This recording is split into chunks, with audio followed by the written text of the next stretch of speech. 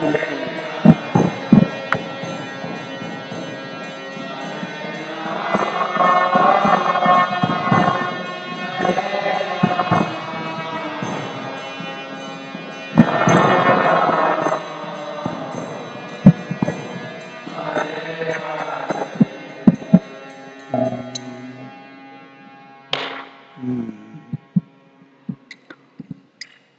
we want to congratulate everybody that's come.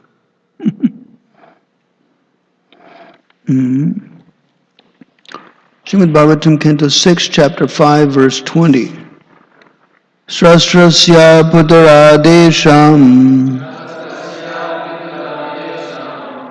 yo na veda navartakam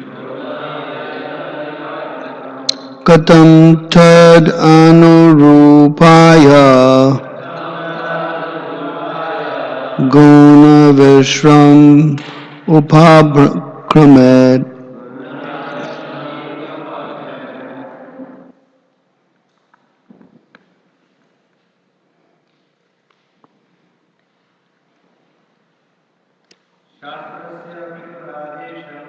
Shastrasya pitaradesham yona veda nivartakam katam tadanurupaya guna vishram upakramet. Shastrasya pitaradesham yona veda nivartakam katam tadanurupaya vishram upakramet.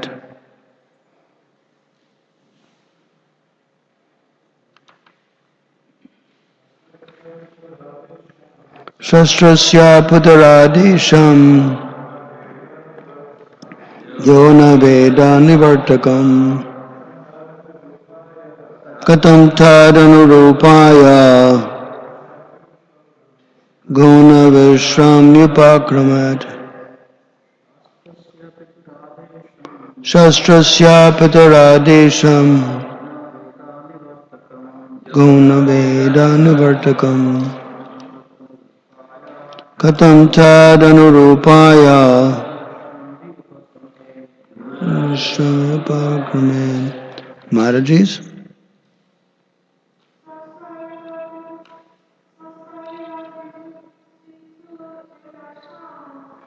Shastrapitaradesham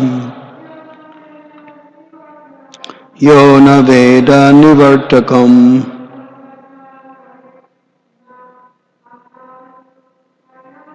katam tadanurupaya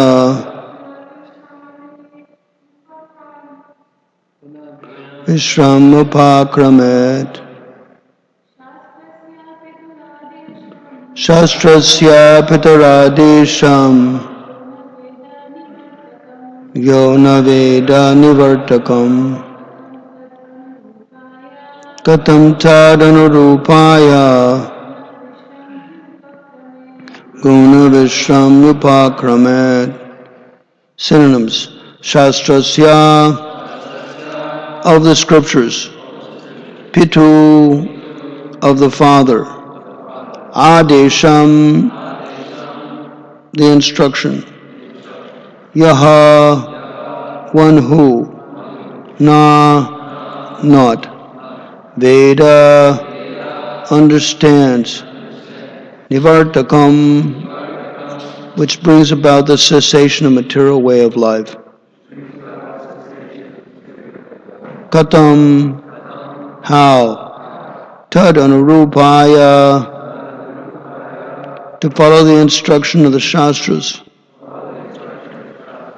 Guna Visrambha, a person entangled in the three modes of material nature. Upakramat, can engage in the creation of progeny. Translation and purport by His Divine Grace Sri Srimad A.C. Bhaktivedanta Swami Prabhupada. Narada Muni had asked, how one could ignorantly defy one's own father. The Haryasvas understood the meaning of this question. One must accept the original instructions of the Shastra, according to Vedic scriptures, Vedic civilization. One is offered a sacred thread as a sign of second birth. One takes his second birth by dint of having received instructions in the Shastra from a bona fide spiritual master. Therefore, Shastra, scripture, is the real father. All the Shastras instruct that one should end his material way of life. One does not know the purpose of the Father's orders, the Shastras. He is ignorant. The words of a material father who endeavors to engage his son in material activities are not the real instructions of the Father. Purport. In Bhagavad Gita, chapter 16, verse 7, it says, Pravrittam cha nivrittam cha janana vidarasura. Demons who are less than human beings but are not called animals do not know the meaning of pravritti and nivritti, work to be done and work not to be done. In the material world, every living entity has a desire to lord over material world as much as possible. This is called pravritti marga. All the Shastras, however, advise nivritti marga, or release from the materialistic way of life. Apart from the Shastras of the Vedic civilization, which is the oldest of the world, other Shastras agree on this point. For example, in the Buddha Shastras, Lord Buddha advises that one may achieve nirvana by giving up the materialistic way of life. In the Bible, which is also Shastra, one will find the same advice. One should cease materialistic life, return to the kingdom of God. In any Shastra one may examine, especially the Vedic Shastra, the same advice is given. One should give up his materialistic life, return to his original spiritual life. Shankaracharya also propounds the same conclusion. Brahma satyam jagat mithya. Material world and materialistic life is simply illusion. Therefore one should stop his illusory activities, come to the platform of Brahman. The word Shastra refers to scriptures, particularly the Vedic books of knowledge. The Vedas, Sama, Yajur, Rika, and Atharva, and any other books deriving knowledge from those Vedas are considered Vedic literatures. Bhagavad Gita is the essence of all Vedic knowledge. Therefore, it is the scripture whose instructions should be especially accepted. In this essence of all Shastras, Krishna personally advises that one give up all other duties and surrender unto him. Sarva dharman parityagya mamekam sharanam braja. One should be initiated into following the principles of Shastra. In offering initiation, our Krishna consciousness movement asks one to come to the conclusion of Shastra by taking the advice of the supreme speaker of the Shastra, Krishna. Forgetting the principles of the materialistic way of life, therefore, the principles we advise are no illicit sex, no intoxication, no gambling, and no meat eating. These 4 types of engagement will enable an intelligent person to get free from the materialistic life and return home back to Godhead. In regard to the instructions of the father and mother, it may be said that every living entity, including even the insignificant cats, dogs, and serpents, take birth of a father and mother. Therefore, getting a material father and mother is not a problem. In every form of life, birth after birth, the living entity gets a father and mother. In human society, however, if one is satisfied with one's material father and mother and their instructions and does not make any further progress by accepting a spiritual master and being educated in the Shastras, he certainly remains in darkness. Material father and mother are important only if they are interested in educating their son to become free from the clutches of death, as instructed by Rishabhadeva. Srimad Bhagvatam, Canto 5, Chapter 5, verse 18. Pitana sat sach, jananina sat syach, namo chayara ya, samapaiti mrityum. One should not strive to become a father or mother. One cannot save one's dependent son from the impending danger of death. A person who does not know how to save his son has no value, because such fathers and mothers may be had in any form of life, even amongst the cats, dogs, and so on. Only a father and mother who can elevate their son the spiritual platform, are bona fide parents. Therefore, according to the Vedic system, it is said, Janmana Jayate Shudra. One is born of a material father and mother as a Shudra. Purpose of life, however, is to become a Brahmin, a first-class man. First-class, intelligent man is called a Brahmin because he knows the supreme Brahman, the absolute truth. According to the Vedic instructions, Tat Vijnanartham Sa Gurum Eva Bhikachet. To know this science, one must approach a bona fide guru, the spiritual master, who will initiate the disciple with a sacred thread, so that he may understand the Vedic knowledge. Janmana Jayate Shudra Samskarat Di Bhavedvija. Becoming a Brahmin through the endeavor of a bona fide spiritual master is called samskara. After initiation, one is engaged in study of the Shastras, which teaches the student how to gain release from materialistic life and return home back to Godhead. Krishna conscious movement is teaching this higher knowledge of retiring from materialistic life to return to Godhead. But unfortunately, many parents are not very satisfied with this movement. Aside from the parents of our students, many businessmen are also dissatisfied because we teach our students to abandon intoxication, meat eating, illicit sex, and gambling. If the Krishna conscious movement spreads, the so-called businessmen will have to close their slaughterhouses, breweries, and cigarette factories. Therefore, they are also very much afraid. However, we have no alternative than to teach our disciples to free themselves from materialistic life. We must instruct them in the opposite of material life to save them from the repetition of birth and death. Narada Muni therefore advised the Haryasavas, the sons of Prajapati Daksha, instead of begetting progeny, it would be better to leave and achieve the perfection of spiritual understanding according to the instruction of the Shastras. According to the Shastras is mentioned in Bhagavad Gita, chapter 16, verse 23. Yashastra vidamutsujja vartate kamakarata na sasadhyam avabnoti na sukam na param gatim. Translation quote, one who disregards the injunctions of the Shastras and acts whimsically as he likes never achieves the perfection of life, not to speak of happiness, nor does he return home to the spiritual world. End of the purport. Vrindavane Ramanareti Prasiddha Bhamo Tatrapi Krishna Balarama Supada Mule Gyanam Param Paramai Krishna Sudharma Tyuktam Dandastu Deva Prabhupada Namo Namaste.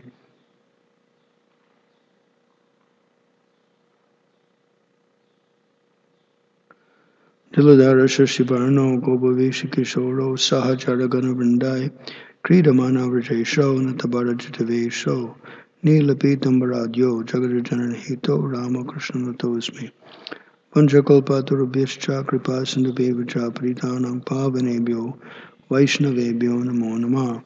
Hare Krishna, Krishna Krishna, Hare Hare, Hare Rama, Rama Rama, Hare Hare. So Prabhupada quotes, the first thing he quotes about is the demons are not, they don't know what is to be done and what is not to be done. Actually, the demons in the Vedic culture are probably morally better than us. So basically, Vaishnavas don't criticize anybody because everybody is better than some and worse than others. So this is why we're criticizing the demonic mentality, not the individual, however. That's the thing. The demonic mentality, that has to be put down. That has to be defeated. It's not the individual like that. So, it's like that.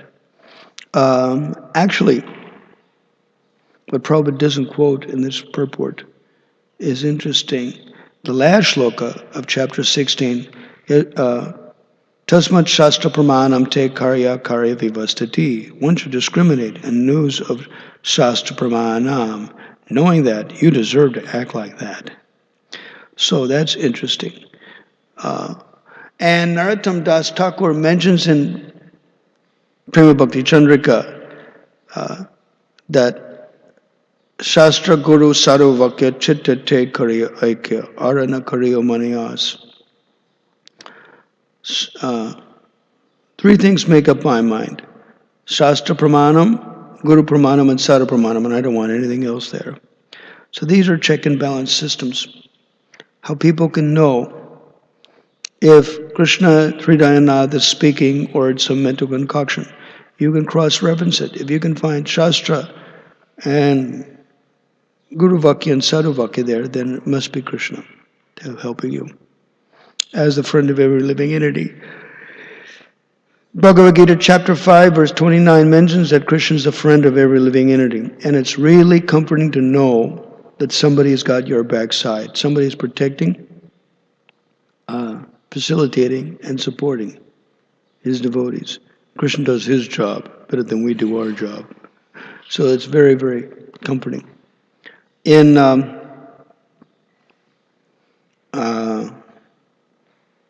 third canto, chapter 9, verse 11, famous verse in Bhagvatam.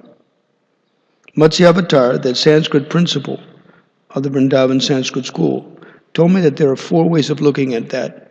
Sridhar Swami's commentary mentions that whatever relationship you want with Krishna, Krishna helps you to try to get that. That's good. And then how do devotees freed from karmic reaction, free from doubts? First thing is that Srila Vishwanath Chakravarti Thakur's commentary mentions that Krishna appears first as Shastra Pramanam, what you've been hearing from Bhagavad Gita, Bhagavatam, etc. And so those verses are non-different from Krishna.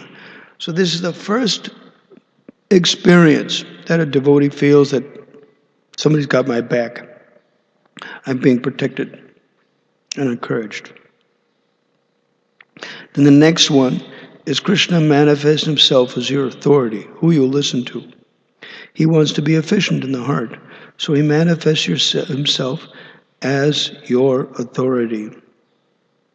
Then the third one is sometimes you have some duswapna, some bad dream that won't go away. And Krishna comes in the form of your Ishtadeva, your worshipable deity himself. Just like I was asking a god brother in Vancouver, Rohita, if when he's serving Tulsi Rani, if he chants her glories, and he says, I'm not a scholar, I'm just a worker, she puts me to work. So winter and summer, the heaters in Tulsi's greenhouse are working in Vancouver. In the winter time, she came in the heart.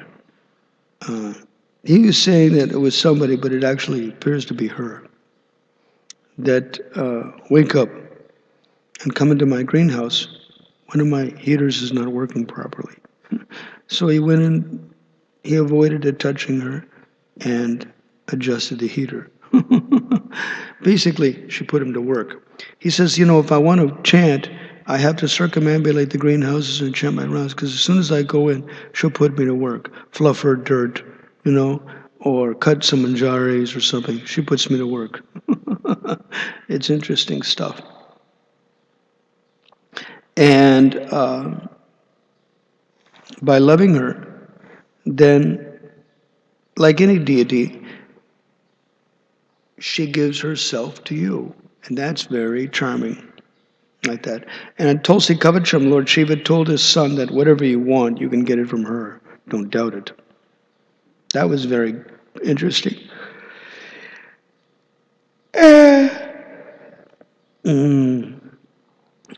It's very nice to be back with the devotees here. I want to mention a few things about tomorrow's program, Ekadasi. That I never got reciprocation from Krishna, from Hari, by doing the bare bones. Eat whatever you want, sleep whatever you want on Ekadasi. But when I accidentally did Jagaran the first time in Simferopol, it was December 31st of 2010, New Year's Eve. Turned out to be Safal Ekadasi. So I stayed up all night with 16 Vaishnavas and 16 Vaishnavis dancing in front of Gaurnatai.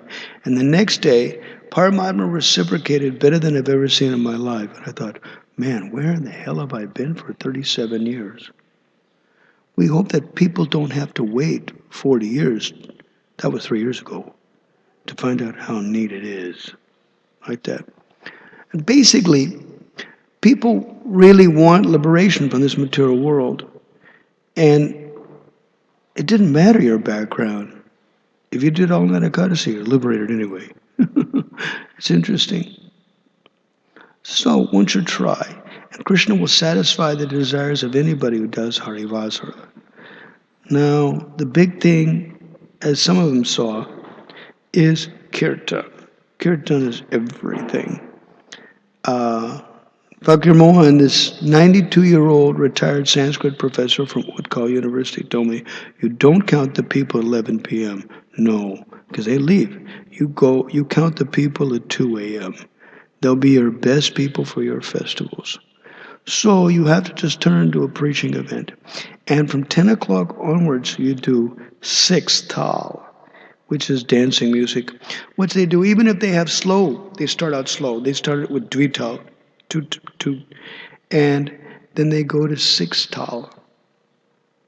6 tal is dancing music. They speed it up and they go to 6 tal. So 6 tal is dancing music. Don't stop moving. Don't stop chanting. Don't sit down. In the early 80s, when we were cooking up a storm for festivals, we would stock our rounds up. So we had these rules for late night japa after 10 p.m. Don't stop moving, don't stop chanting, and don't sit down. And it works really, really good, you know? So, especially 10 p.m., a lot of people leave by midnight or 1 o'clock, and you're by yourself. When you're by yourself, that's when your Ekadasi, your attachment for Harivasara, will be tested by staying up all night by yourself. That's when you're really tested. If you, in numbers, there is strength. It's a lot easier if you have a lot of people. So you advertise it wisely, and you also get commitment from somebody to do kirtan. And you mention it in the advertisement. So-and-so will come and do kirtan. It's nice. And just like you have a 24-hour kirtan, so the same kind of thing. The best kirtaneers are kept for the wee hours. They're the best. And if Paramatma reciprocates better with you the next day, then who gives a damn if you're going to be wiped out for 2 hours or 4 hours or 6 hours the next day? So basically, it's really, really neat. It turns out that this Dwadasi Tithi, you're not supposed to bathe the deity or take the deity's garlands off on the Dwadasi night. Or the tulsi off the deity's feet. So what does that mean? That means on Ekadasi you offer some strong garlands, something like marigold, something like that, will last really, really long. Small roses, marigolds, tulsi garlands, like that, you offer. And then don't take it off. The next day, until the Trayodasi, you take it off. And you're not supposed to, according to Hari Bhakti Vilas, you're not supposed to bathe the deity on the Dwadasi Tithi. Now, what he's going to do? The temple, you just wipe him with a wet cloth and dress him up. You can do arti, you can offer bhoga, you just can't bathe. That's all. That's the idea. So it's interesting. It's interesting in life. And if Paramatma reciprocates better than you ever seen, then who gives a damn? So how do you do it? I've had some times when you weren't exhausted on Dwadasi Tithi at all. It depends on practice. Practice makes perfect. Sometimes you are. Srila Jagannathananda Pandit was talking in Shloka in chapter 18 of his Prema Vivarta, how Lord Chaitanya personally did it in Puri. So he says, if you want to, you could do, if you need to, you could do Harivasara. So anna means grains, but anna also means that which sustains. If you take that definition, that which sustains, then any food contains papa purusha. So if you don't take anything, then you're not affected by papa purusha. And Mahaprabhu says, fast is 24 hours anyway. It's really not such a big deal.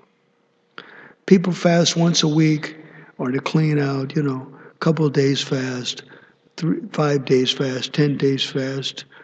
There was one lady that was wheelchair bound. She had some acid crystals in her joints. So she fasted on a specific diet for 107 days and got out of the wheelchair and walked. In the Subhashitas, the Gujarati Subhashitas, it stated that unwanted guests and diseases, you don't feed them, they go away. So that's interesting, unwanted guests and diseases, if you don't feed them, they go away. So that's pretty good. Shastra is really important. Now, what's interesting is Prabhupada was not interested in smashing any other religious philosophies like that.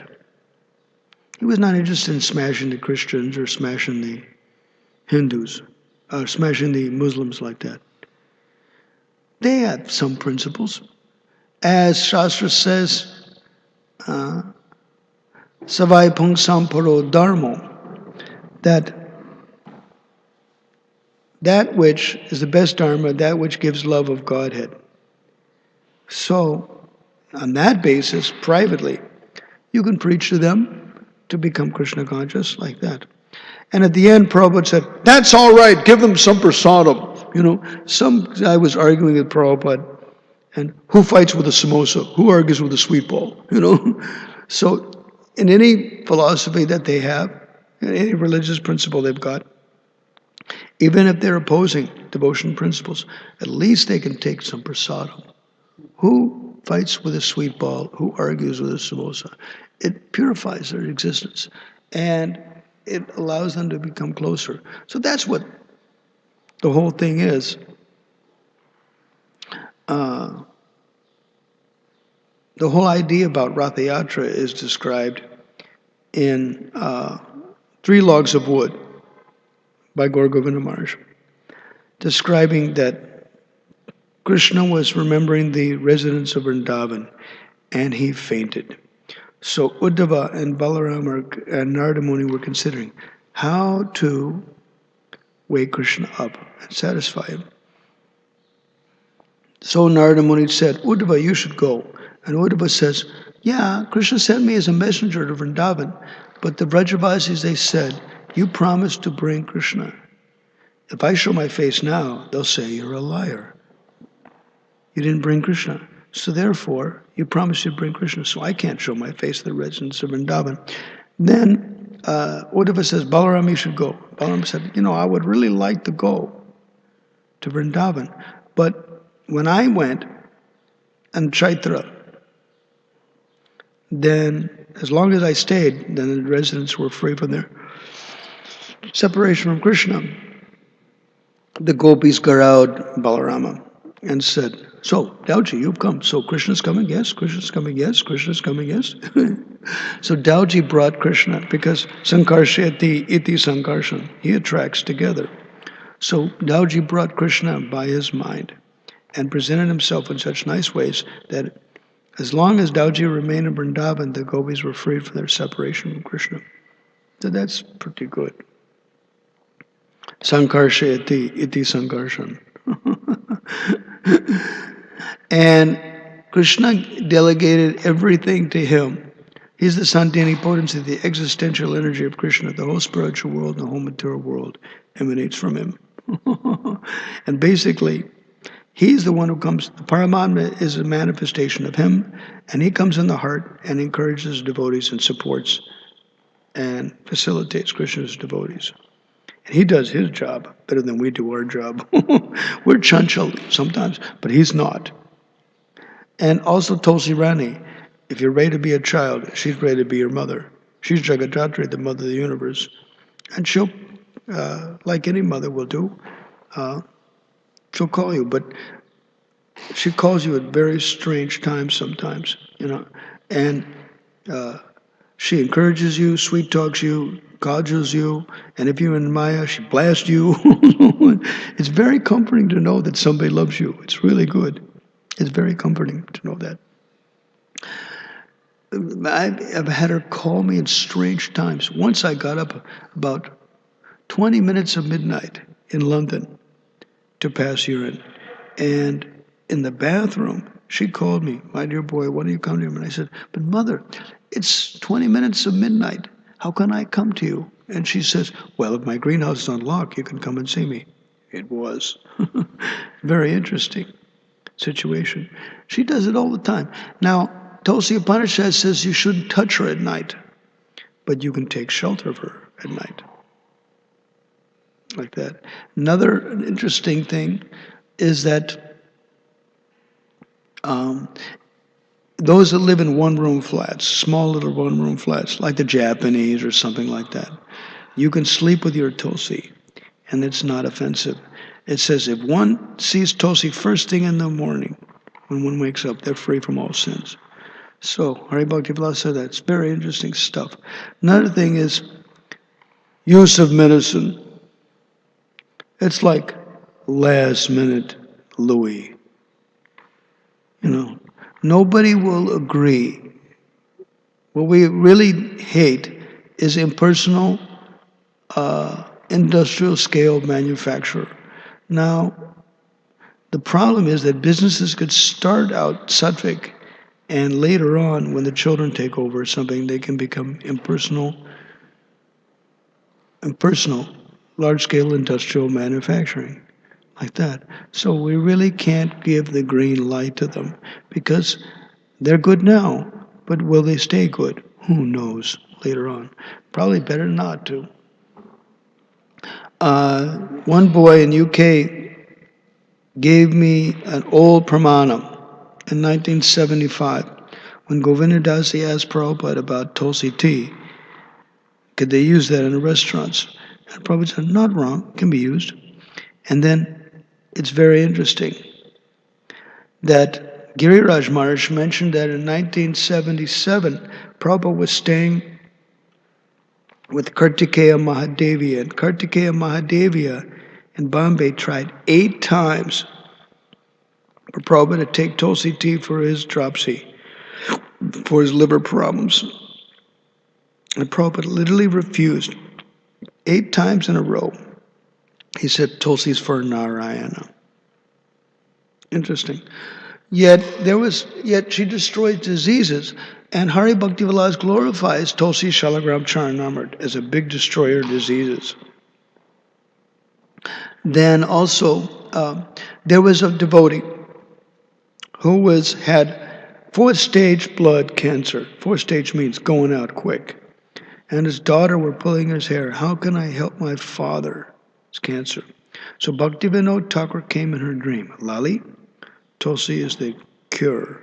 Don't doubt my words. She's a molecular biologist, so she investigated it. She got Tulsi garlands flown from Hawaii to Washington, D.C., gave it to her father with honey and antioxidants like blueberries. You have vitamin B17, like Antaryami did for his cancer. He was thinking, I'm dying. What's the use if I OD on something? He went down to the GNC and got some Tulsi, got some vitamin B17 extract, blended it up in a gallon of chocolate milk, and drank every drop of it. Then later on, when he went back to his oncologist, he says, where's your cancer? Naturally, it's the pits of apricots. They crack the hard shell and take the soft pit out. Or the pits of peaches, like that. These are natural ones, natural sources of it. It's interesting stuff.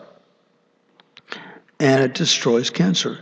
Those researchers were checking the community that regularly takes those pits of apricots and the pits of peaches like that, and they don't have any cancer in their community at all. Not bad. Sometimes Krishna uses things as a vehicle. There was a devotee that had an accident on a motorcycle. He was 60 years old, broke both of his arms, and he was in the hospital. So his godbrother told me I was in the farm in Melbourne at the time. So the Mahanta of the Melbourne farm told me, this devotee is in the hospital. And I said, it's Navami. It's inauspicious. He has to wait 2 more days. He did. He waited 2 days and left his body on a Ekadasi. So then I told his wife, look, I looked in Willambah farm, and it was Ekadasi. And I looked in Dwadasi on Brisbane, and it turned out to be Ekadasi. So I said, well, you can be ambivalent about your husband's many situations, but at least he left on Ekadasi. You can be proud of that. There was a godbrother that I had that was really of a dutta. And so I brought 6 kilos of goji berries from South Africa for him. And I was sweating, how am I going to get this? So the day before I was due to fly out from Johannesburg, and Mauritius going back, they canceled me, they bumped me from the flight. So then I said, how could you do that? I got a lecture to give in Mauritius University. The next day they put me back on, and they upgraded me to business class. So I went in early, and I checked in about 3 hours early, put the tags in the bags, boop, went 43 kilos, boop, like that. No problem. Then when I got to Mauritius, when I was flying back to India on Emirates, then I called the manager and I said, I got some 6 kilos of goji berries in the bags for a guy that has cancer in northern India. Put the tags in the bag. So then when I got to Vrindavan, I gave those 6 kilos of goji berries to that devotee. And he gave 5.5 back. Couldn't use them. Then I said to my god sister, Devi Shakti Ma, I said, Mother, I tried to help his cancer. What to do? Let him go. Let him go. He'll be happy. We have to rot here for 30 more years or 40 more years. So I gave up. And he left his body on Varuntani Ekadasi. You can be as weird as they are. If you leave on Ekadasi, you're liberated anyway. So then I went to Bombay for Ram Navami festival. And my godbrother there, Bhima Das, is his Gawala, villager. Came from the same village, from St. Louis, and knows him well. So then I asked him, I said, he died of this and that. I tried to help his health. You don't know? No, he died of AIDS. How did he get AIDS? Oh, before he became a devotee, he had a girlfriend. She gave it to him, he gave it to her. I don't know. It means Krishna uses AIDS as an agent of change. So Krishna does that a lot. Uses the devotees as an agent of change. All the old timers in the community, we should encourage them that you should go to the Dhamma. It didn't matter. Mayapur or Vrindavan, go settle in. A few hours before, a few years before, settle in. There is a devotee godbrother, Pundarik Das, from New Orleans area. And he served a new Taliban farm community for a long time. But when it came time to leave, he left in Vrindavan hospice. Another godbrother, Lagudi from Australia, Serbian Vaishnava, Yugoslavian Vaishnava. He's staying in Mayapur. It's easier, a lot easier for people to find accommodation and stay in Mayapur. Now the first 10 years of life, you're available for your children and grandchildren, and the rest you're not even accessible. Kiss off the whole world. It was very interesting that Satyaraj Khan, an associate of Lord Chaitanya, asked, how do you recognize a devotee? So the third one, Mahaprabhu said, he left Bengal, walked 10 days to see Jagannath and Ratha Yatra, and Mahaprabhu, and so he asked, how do you recognize a devotee? Mahaprabhu said, they're not even externally aware. So we should practice that, to set an example for the children and grandchildren. Like that, become absorbed in bhajan the last 10 years, because everything is going to get stolen away at the time of death anyway. Might as well remember Hari. It says in the Hari Namastakam, which is an Agyata Kavita, nobody knows who wrote it in Sanskrit. The fourth sloka says, Nisvasena hi vishvasa kata ruddho bhavishyati kirtani mato balyat harinam eva kevalam. There's never any guarantee which time will be your last breath. Therefore, Harinam should remain on your tongue loudly at all times, strongly at all times. So one should continue to try like that. Hey, we got some people here. So we'll open for questions now. Try to serve the devotees. Yes, Prabhu? Hare Krishna Maharaj. Thank you for your very nice class. Krishna says, Ye yathamam prapadyante tam stadaiva pachamyaham. And you mentioned in your class a few times this point that it's very reassuring to know that someone loves you. And I was wondering if that feeling can only come when you love Krishna or his devotees. Because otherwise, how will you feel that from Krishna's side if you yourself don't have any love for him? Whether you love Krishna or don't, he's the maintainer of every living entity. If you love Krishna and serve devotees, you have an experience with Prabhupada says. But Krishna is within the heart of everybody and gives intelligence with everybody. Therefore, even sometimes we'll maybe even take advice from the karmis. If you can see Shastra and Guru and Sadhu Vakya from it, it means Krishna is speaking to them like that, through them, through their words. So the point is that if somebody loves Krishna, then they can understand more. But sometimes people are just more subtle about it. Subtle. Subtle means they're a little bit more subtle in their perception. So, if you can, it's easier to serve Krishna naturally if you love Krishna. But even those that don't, this is why, and you never really know who's going to become exalted. Therefore, we should distribute prasadam to everybody.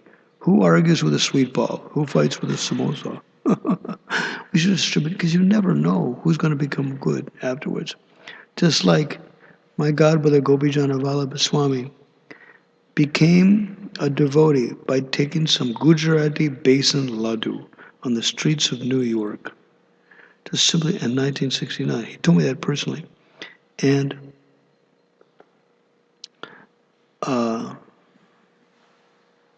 it says Buddhi Paryavatishtate in chapter 2. Prasade sarvadukanam hanirasyopuchayate prasanna chetasa hyaso buddhi paryavatishtate. Getting the mercy of the Lord, then all your doubts go away, and very quickly you get intelligence. So intelligence started to kick in. He was looking at the mantra card which they passed out with the prasadam. It says, come to our temple, 439 Henry Street. And he thought, what they have in their temple must be better than they have in the street. So he came to the Sunday Feast program. Then, he told me this personally, then in those days, in 69, there was a big queue to get the prasadam in 439 Henry Street on the Sunday Feast lecture. So he had to wait for some hours to get prasadam. He didn't like that. So the next week he thought, I'll come early. I'll get prasad early. I'll beat everybody in the queue. He came a little too early, and they pushed him in the lecture. Well, I got to be polite. They're going to feed me. Well, I got to be polite about it. And somebody raised their hand. What are they going to ask? They asked a question. My God, they got a good answer. The next week he said, I'll show him. And he raised his hand, and he goes, my God, I got a good answer. And he thought, Hare Krishnas, strange people, strange philosophy, good food. And the next week, he became more friendly with the devotees, and he thought, Hare Krishnas, nice people, nice philosophy, good food. Then he became a devotee. What am I doing with my life? He became a devotee. But when he got the books the first time, he ripped them up and threw them in the trash bag due to avidya. And so he thought, I'm an offender of the books. So he was trying to serve the books a lot by distributing.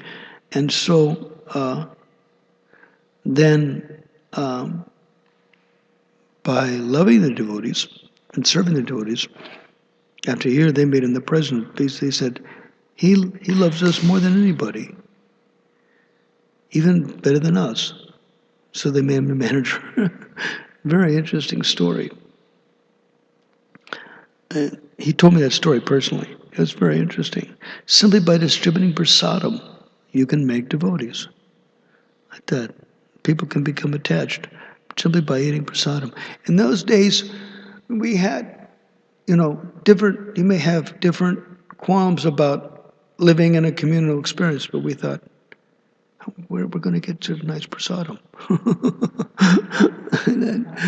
So we had to stay with the devotees, like that. Nowadays, you can cook by yourself, but, like that.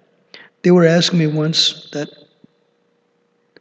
in New Zealand, the quality of the attendance of the Sunday feast has gone down. I said, if people can get it at home, why should I go halfway across the city to get it? Previously, it was not like that. And one devotee told me that in Bhakti Manor in UK, prasadam was so good that people would really go looking for it. It was really good. So the cooks really have to work really hard in doing it. We used to have, in the old days, in the 80s, early 80s, we used to have 4 kinds of medals. The bronze medal, the gold medal, the silver medal, the bronze medal, and the iron medal. And the gold medal was when you got off on the altar and it was stolen. You don't know who's got it, who took it. Turned out that the temple president was a big thief. The deity preparation in the kitchen was gone, and the stuff on the altar, the stuff on the plates was gone. Like that. The silver medal meant you got off the altar and it's still there. It means the president was busy.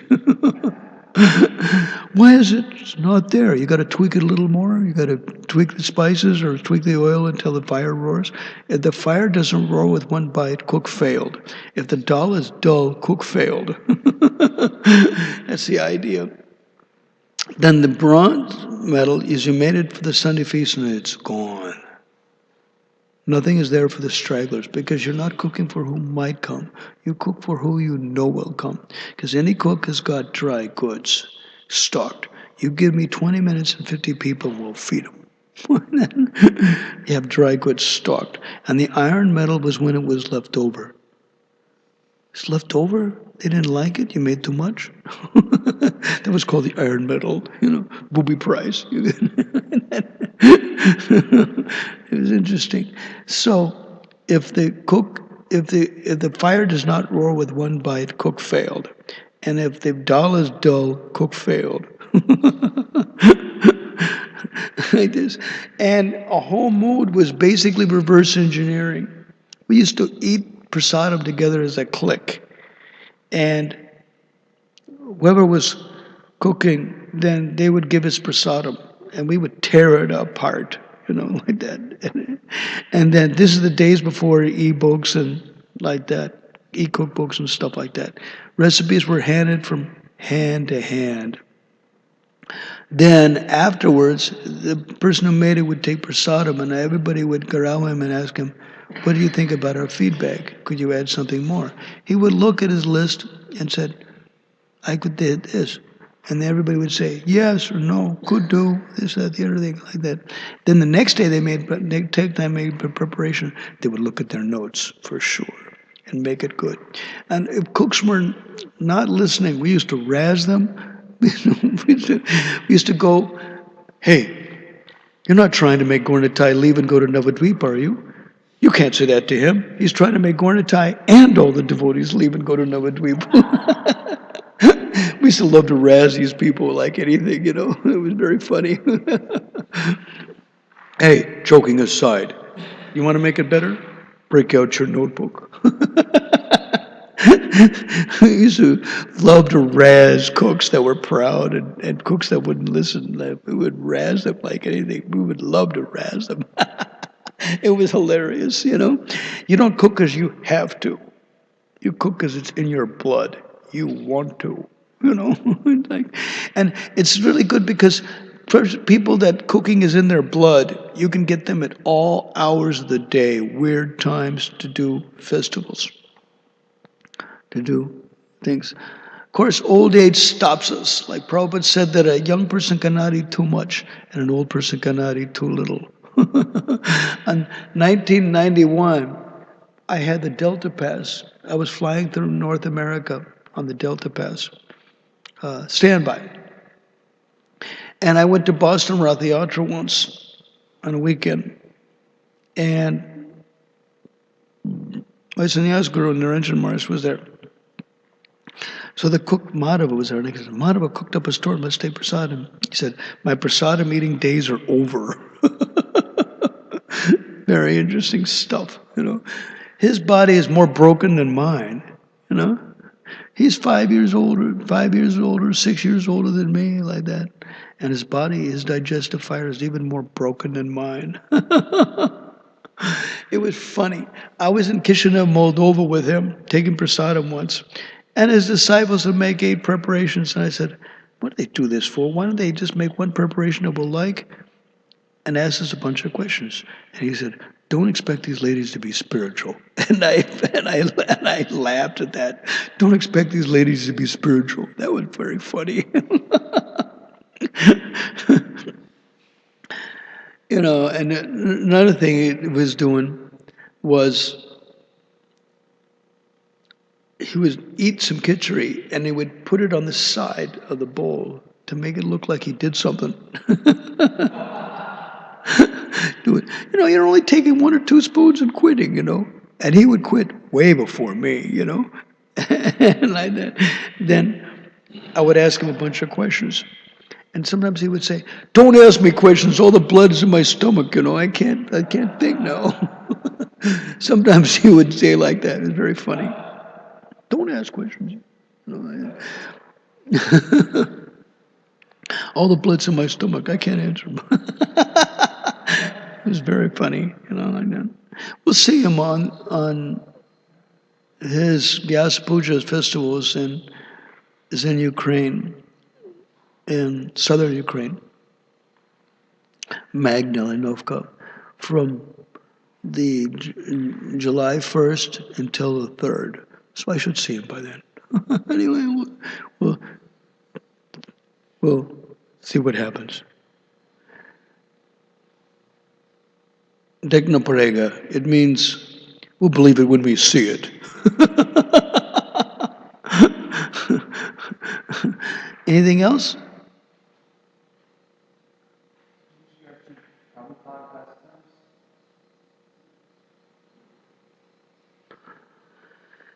The whole thing about it is that more than ear exercise or eye exercise, the question is, how is it going to benefit you?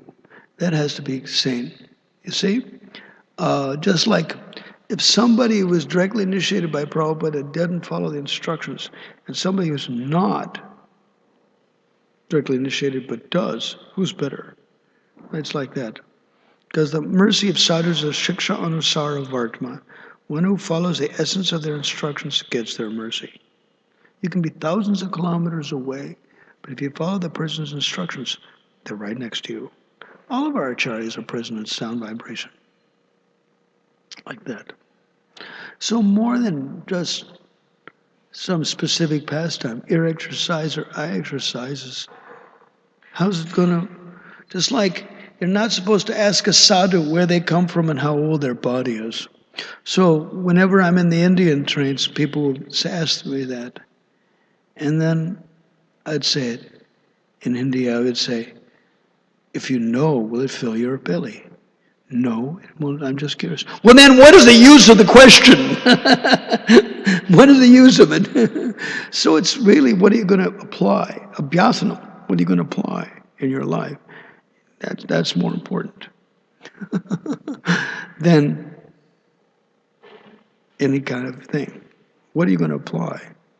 That's why I really like questions A lot. Because if you have a question, you have a relationship. And if you don't have a question, where is your relationship? Manishanam and Manu, Manishanam, intelligent, and Manu, human being, come from the same Sanskrit root. If you don't have a question, look in the mirror and ask yourself, am I a human being? It's good. And our whole process is abhyasanam, application. So what are you going to apply? What's dear to you? So it's very good. And written questions are really good because they put them in a bowl like that. And you edit what you're thinking about. Also, you quell criticism. Why are you asking this question? It's good. You can put the best questions on the top and put the lousiest questions on the bottom, which you can transform to good questions. They're crazy questions, and you can make it into a good question. It's pretty interesting. And a Wednesday in Melbourne, at one program, I got 150 questions in a bowl waiting for me. I thought, my God, I've got like 30 seconds a question. Like Jayadvaita Maharaj would do in Mayapur. He'll give a 20-minute lecture and then give 40 minutes questions and answers and blow everybody away with a half of a sentence answer to each question. Just his nature. It's quite interesting. In December of 2003, I was running out of energy in Mayapur. And I asked him, what's going on? And he says, you're a new member of the Old Dogs Club, and the fun hasn't even started. Well, Maharaj, what should I do? And he goes, oh, come on, it's just like a writer's pyramid. The writer makes an article, and the chief editor has to stick it in the magazine. But there's no space for everything. He said, chop the conclusion and the ending off, and scoop out the middle, and stick it back in, and it's fine. And when you can't do that, you cut back a little more. It was a very interesting answer, but he gave me. You're a new member of the Old Dogs Club, and the fun hasn't even started. That was a very interesting comment he made. Anything else? Yeah. I have a question about Guru Tattva. My understanding of the Guru Tattva topic is that whoever brings out your faith and whose instructions you're inspired to follow, then such a person is to be considered a guru. What happens in one's spiritual life if, at one stage you're inspired by a certain personality, then after a certain stage you start finding inspiration somewhere else? So how does somebody deal with this change in inspiration? And how does one remain loyal to his connections? And what does that loyalty mean as one starts deriving inspiration from different places? In the first shloka of Chaitanya Charitamrita, Srila Krishnadas Kaviraj offers respects to all of his gurus. So in the purport, Prabhupada mentions that the Shiksha Guru and Diksha Guru are equal representatives of Lord Krishna. So basically, if somebody's uninitiated, they can change by writing letters to each person. They can change. You can get pranam mantra from somebody else and change. Then also, shiksha is really good. You can take diksha from one, but take shiksha from many, like that, as many as you can hold, like that. And they're non-different. You don't have to like everything about them, but they're liking something. And of the shiksha gurus, you may find two that you can't find fault with. And the next question is, who's available for you? That, how Krishna reveals that this person is your Diksha Guru, like that. And Shiksha Gurus are like this, that your faith increases by different things. You can see it from different people, like that. You can see the spiritual master, but how the disciples are. Just like there's a Bengali proverb that Tushtukai take kalu gwal balo. It is better to have an empty goshala than keep a wicked cow. Meaning, have few, but the ones that you have must be really good. That's the idea. Really good.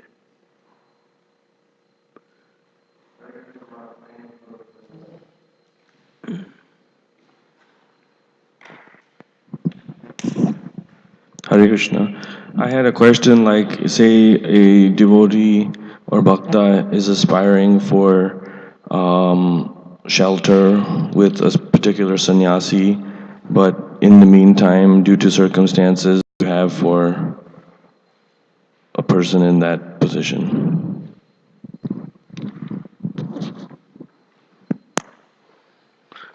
Prabhupada left the planet 37 years ago. Sadhus are available when there's sound vibration. You can take shelter, there's sound vibration. You're not going to take an initiation from Prabhupada, but you can take shiksha from Prabhupada's instructions. It's like that. One has to consider like this. Anything else?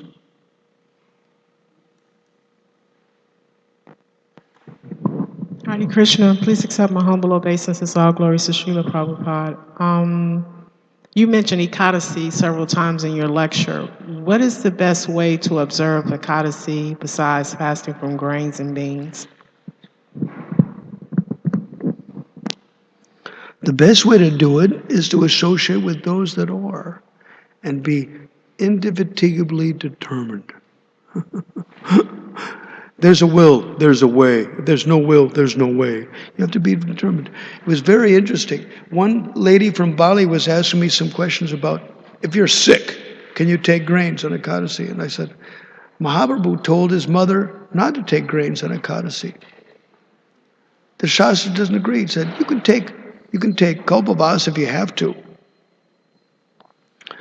The thing about it is that you have to become indefatigably determined to associate with people like that. Now, it was really interesting. One Sanskrit shloka from Hari Bhakti Vilas, scare the hell out of you, and then give you something that you'll never forget. Like it says, to have sex with your mother is good. To kill Brahmins and eat the flesh of cows is good, but not to eat an Ekadasi. That's funny, like anything.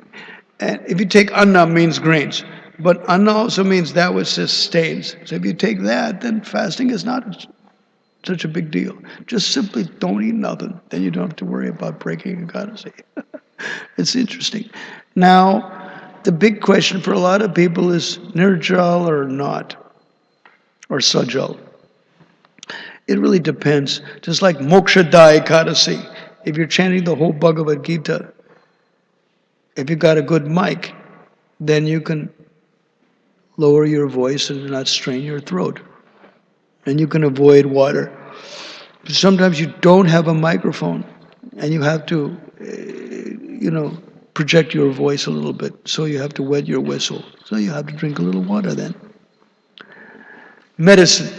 If it's crucial medicine, like insulin or something like that, then you have to take it. But other medicine, if it's not urgent medicine, then just leave it for 24 hours and take it later. And take it later. It's not such a big problem. The whole thing, Mahaprabhu was saying, if you need to, you could do Kalpavasa. Fast is over in 24 hours anyway. So, that's all. What was very interesting is Prabhupada's godbrother in 1996 in Radhakund said, nobody should be proud of themselves for 24 hours nirjal. Previously it was 2 days. Who's doing that? Now, vigil, jagaran, that's tough. And the only way to do it is that you make it into a preaching engagement and advertise it widely and get anybody to do kirtan. And then you have a 24-hour kirtan roster like that also. But you get somebody committed who will do kirtan. That's good. And if they leave early, then you are stuck. It's very difficult to do things by yourself. Your determination will be tested on how you do it by yourself. It's like, it was very funny. In Auckland, New Zealand, on a Monday, a Mahashivaratri came. And you can't tell 5,000 Gujaratis don't worship Lord Shiva on Shivaratri. They won't listen to you. So, on a Monday night, they stayed up all night and worshiped Lord Shiva. Tuesday morning, they closed the temple and they went away at 5 o'clock. Now, went home, what did they do? Eat something, sleep something, whatever. When there's a fight between sleep and food, sleep wins. So then, what did they do? They got white kids jobs like everybody. If they had integrity, they told their boss, coming in a few hours late. Or they told a colleague, can you cover for me? Or if they had leave, they took off. If there's a will, there's a way. You have to be indefatigably determined. Somehow, Krishna will give the intelligence. And Hari Bhakti Vilasa says, if Paramatma, Fridayannath is there, then he'll surely give the devotees intelligence in the heart, how to do Harivasa or Jagara. He'll give intelligence in the heart. So, it's basically that. And your determination is tested when you have to do it by yourself. It's tested. Sometimes you have second wind. It's called second wind when you wake up. 3 o'clock in the morning, 4 o'clock in the morning, 5 o'clock in the morning. It's called second wind. Sometimes you get it. Woo, and you wake up like that. And cold climates is really cool. Just open the window and breathe deep. Whoa, you're completely awake. That's the idea. All right, Hare Krishna. Kishore Kishori ki jai, Jagan Gornitai ki jai, Jagannath Baladev Subhadra Maya ki jai, Tulsi Rani ki jai.